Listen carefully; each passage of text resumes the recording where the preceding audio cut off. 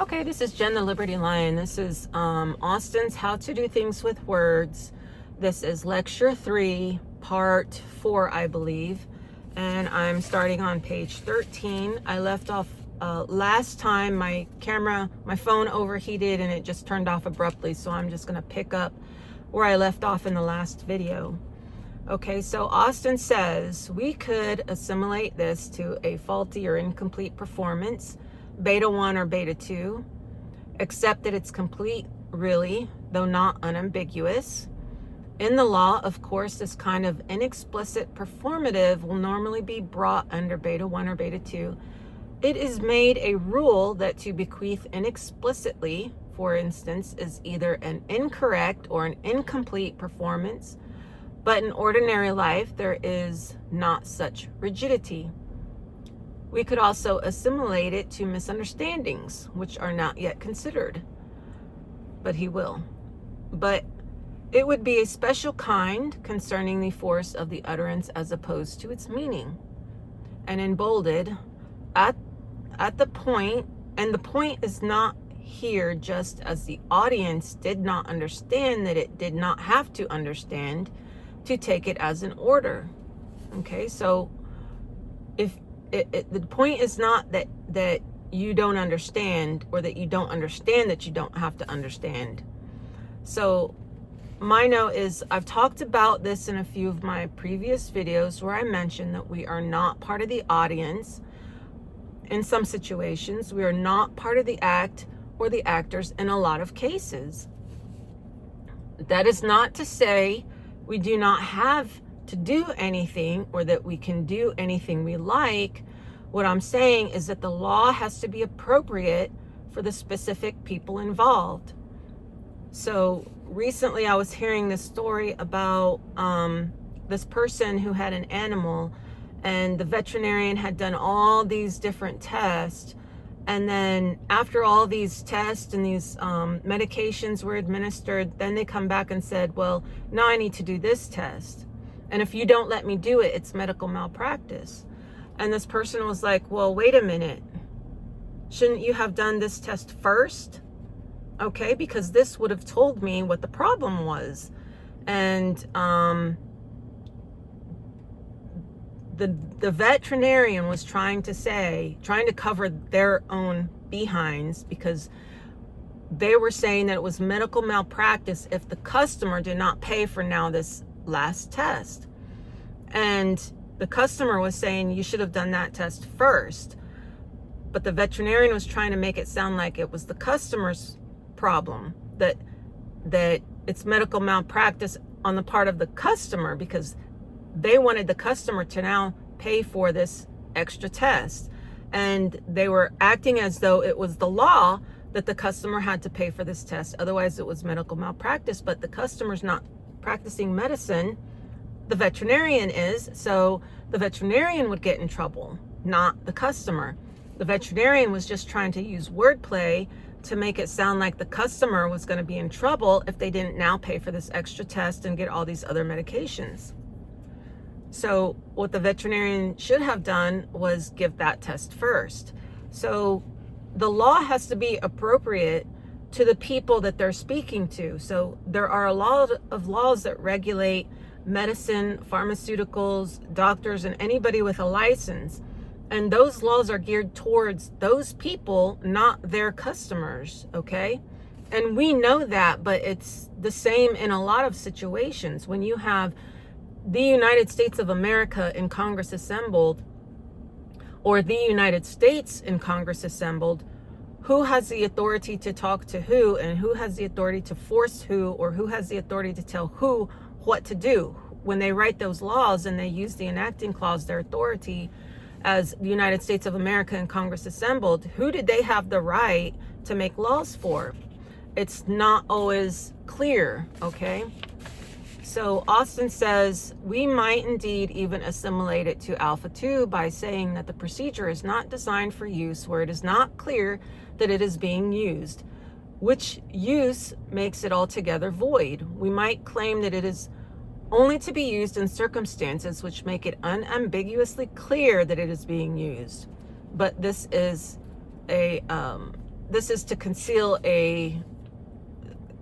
this is a counsel of perfection. So he's saying that not only does everything have to be proper, but the proper people have to be in place, okay? And the procedure has to be clear so that it can be followed properly. Otherwise, everything's just void. So my words is basically he's saying that this infelicity is caused when people are not sure if they're following the proper procedure or following the procedure properly.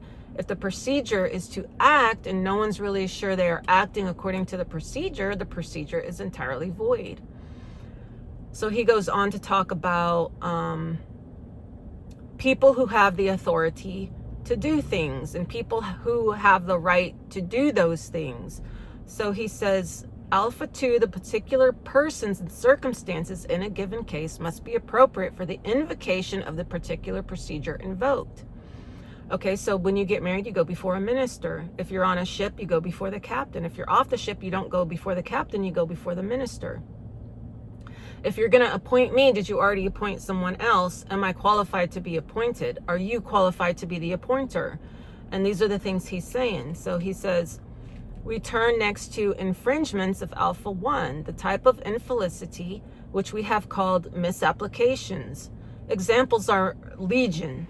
I appoint you, said when you have already been appointed, or when someone else has been appointed, or when I'm not entitled to appoint, or when you are a horse.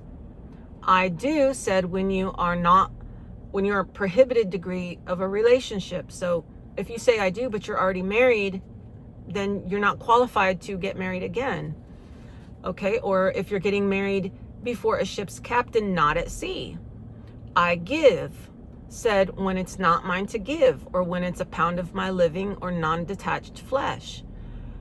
We have various special terms for use in different types of cases: ultra-vires, incapacity, not a fit or proper object or person, etc., not entitled, and so on. So there's many different ways in which things can go wrong. So what we do is we make sure that they don't go wrong, and making whatever we did void by being clear as to what the procedure is and who is to follow the procedure.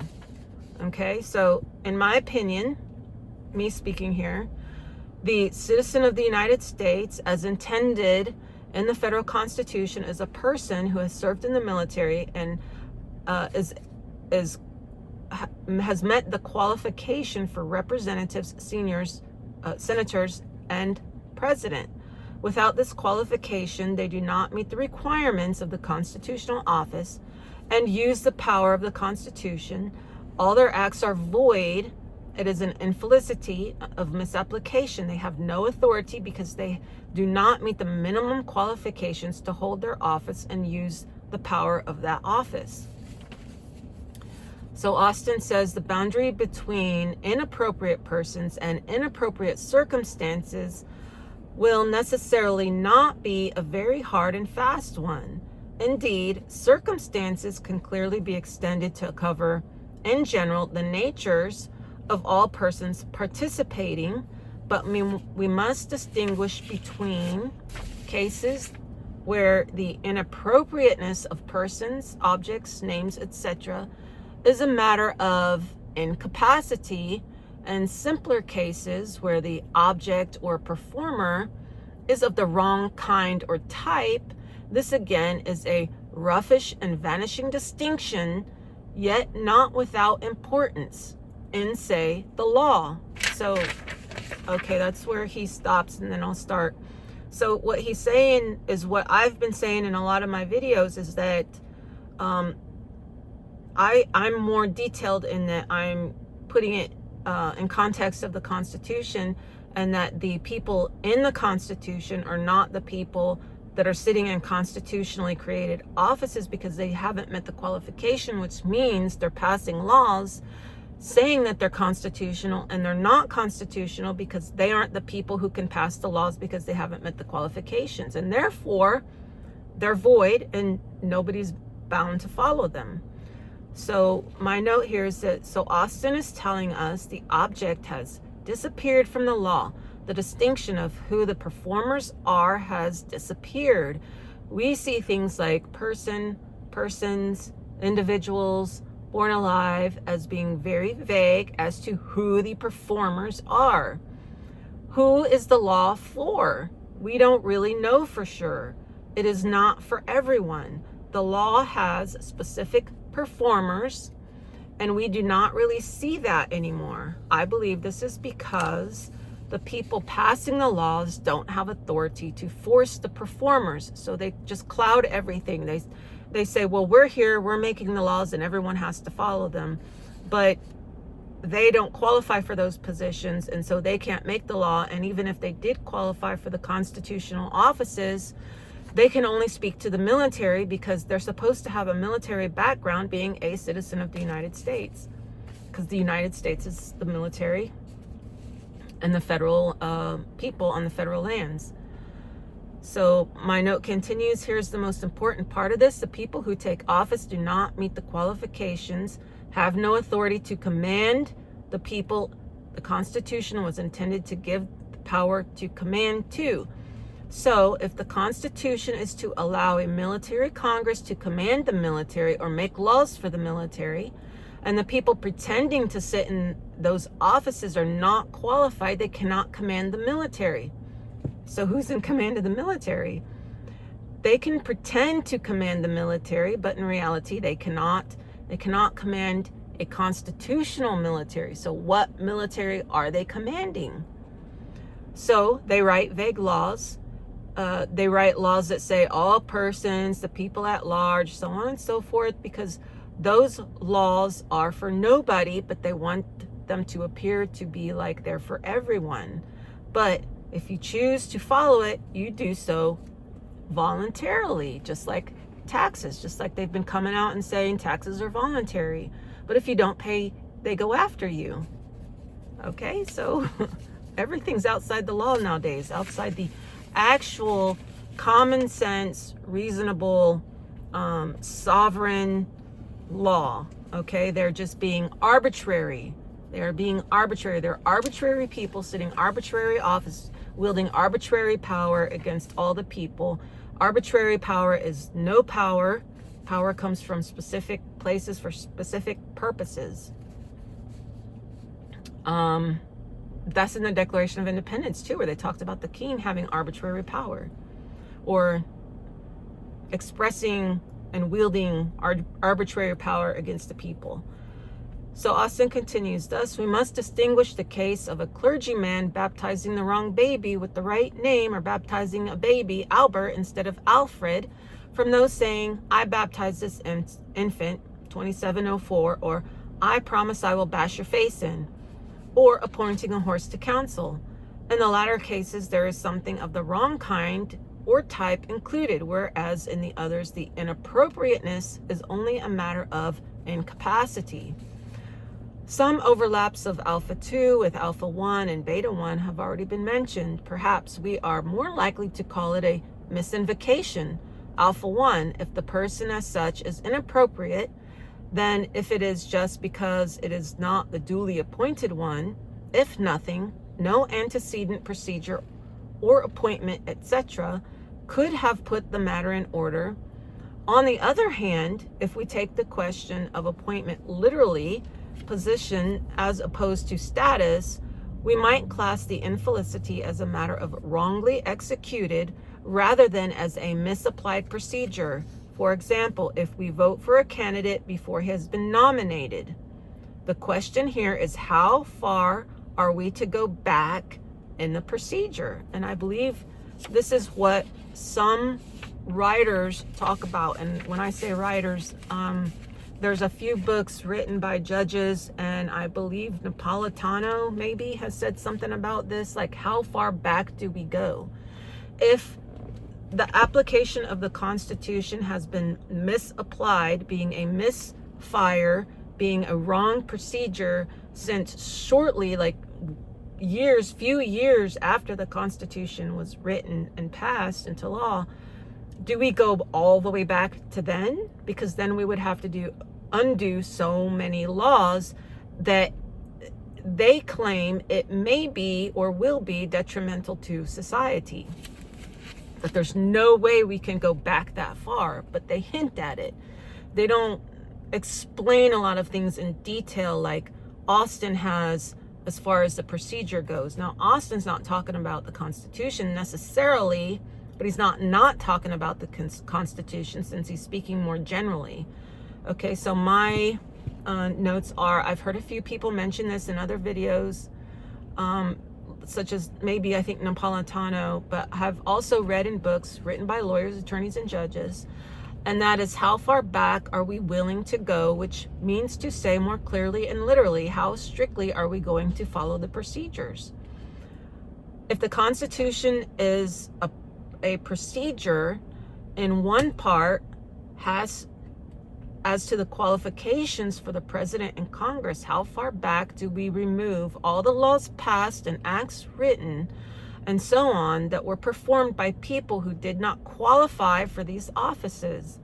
Lincoln did not qualify to be president because he did not have the 14 years military experience. Now, I'd like to say real quick, if he had the 14 years military experience, many of the things that were good, like the ending of slavery, would not have happened, because if they were in the military, they would have had to take in their oath more seriously, or seriously, period, because they did qualify for the positions. The fact that they don't qualify for the position sort of means along the lines of taking the oath doesn't really mean anything because they never qualified to take the oath in the first place. So if they don't take the oath and they don't qualify for the position, they're not actually sitting in a constitutional office, which means they don't have real implications to not following the Constitution, since they don't qualify for the seats anyway. So neither did most or any of the Congress that performed the Civil War. Don't misunderstand me. Slavery needed to be ended. But most of us readers and thinkers know the Civil War was not about slavery. It was mainly, or at least in part, about capturing the state governments and bringing them under the federal government, or appearing to be under the federal government, instead of over it, so they could use the power of the military, the power of the federal Constitution against its own citizens, which is not a Republican form of government as intended by the founders. So I like to add in here, it's not in my notes, I like to add in that, such as in the Internal Revenue Code and taxation, if the states have taken over the federal government and used the federal government to take over the states, then the states are taxing their citizens, and then they're using its pretend federal capacity to tax their citizens again, which is double taxation. I believe this is why it is very difficult to find an exact definition for a citizen of the United States, because if you knew the real definition, you might begin to understand that they don't want us to know what they don't want us to know, because it will show the lack of authority of a federal government over the people of the states. Austin says, next we have examples. I'm at 18 minutes. I'm going to go ahead and stop here, and then I'll do part 5. I should have enough time to do part 5.